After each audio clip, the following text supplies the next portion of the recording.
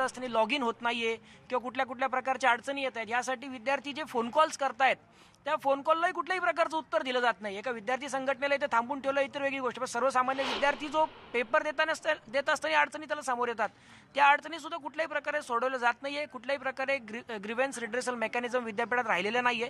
14,000 विद्यार्थी आता अडचणीत आहेत. विद्यापीठाच्या कारभाराबद्दल अजून काय तक्रार? हा सगळा विषय हा TYचा विषय आहे. मी आत्ता सेकंड इयरला आहे. फर्स्ट इयरचेही बरेच स्टुडंट असतात. त्यांनी असं झालेलं आहे की फर्स्ट टर्मला ते पास झालेले आहेत, पण सेकंड टर्मला हा जो निकाल लावलेला आहे सरकारने कोरोनामुळे, तो तर फर्स्ट टर्मच्या बेसवर लावला असेल तर ते सगळे पास झाले पाहिजे होते. बरेच जण जे पास झाले होते फर्स्ट टर्म तेही फेल दाखवत आहेत. 60% लोक अशी दाखवत आहेत की जे फर्स्ट टर्मला पास झालेत आणि सेकंड टर्मला तरी नापास झालेत. तर हा एक सगळ्यात महत्त्वाचा मुद्दा आहे की TYचा तर आहेच, पण सेकंड इयर आणि फर्स्ट इयरचा हा मुद्दा महत्त्वाचा आहे. या सगळ्या पलीकडे जाऊन कॉलेजेस कधी सुरू होणार याचा काहीच पत्ता नाही आहे. कॉलेजेस कधी सुरू होतील हे माहीतच नाही आहे.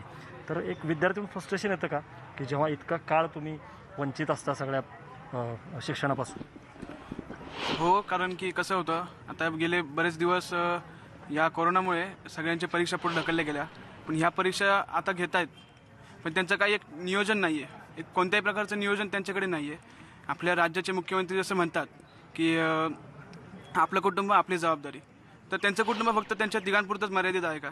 हे महाराष्ट्र त्यांचं कुटुंब नाही आहे का? बरोबर आहे. या विद्यार्थी जबाबदारी कोण घेणार? अगदी थोडक्यात सांग, काय काय म्हणणं आहे आमच्या माध्यमातून? कुलगुरू असतील किंवा मुख्यमंत्री असतील, उच्च शिक्षण मंत्री असतील, काय म्हणायचं तुला? 10 वाजल्यापासून आत्तापर्यंत आम्ही सगळे विद्यार्थी इथे आंदोलन करत आहोत.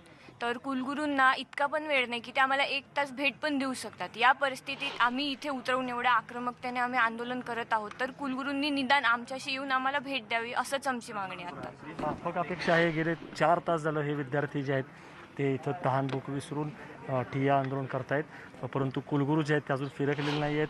कुलगुरू येऊन गेले, कुलगुरू येतील असं सांगितलं, पण अजूनही प्रतीक्षा आहे. मोठा पोलीस बंदोबस्त ठेवण्यात आलेला आहे, कारण आक्रमकपणे हे आंदोलन जे आहे ते सुरू आहे. त्यामुळे आता बघूयात की कुलगुरू डॉक्टर नितीन करमळकर कधी येत आहेत आणि विद्यार्थ्यांच्या ज्या काही समस्या, जे काही प्रश्न आहेत त्याला ते काय उत्तर देत आहेत.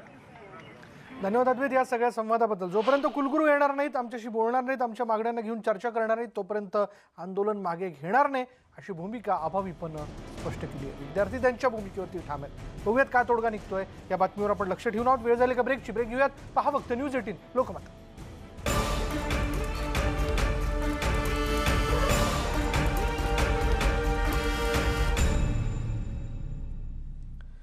आणि ब्रेकनंतर पुन्हा एकदा पुण्यातली बातमी आपण बघतोय की पुण्यामध्ये अभाविपच्या कार्यकर्त्यांनी विद्यार्थ्यांनी आंदोलन करायला सुरुवात केलेली आहे.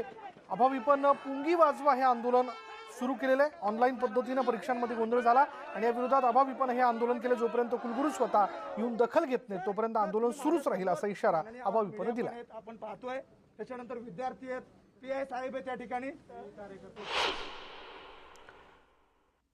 यानंतर या बुलेटिनमध्ये इथेच थांबणार आहोत. पहा फक्त न्यूज 18 लोकमत.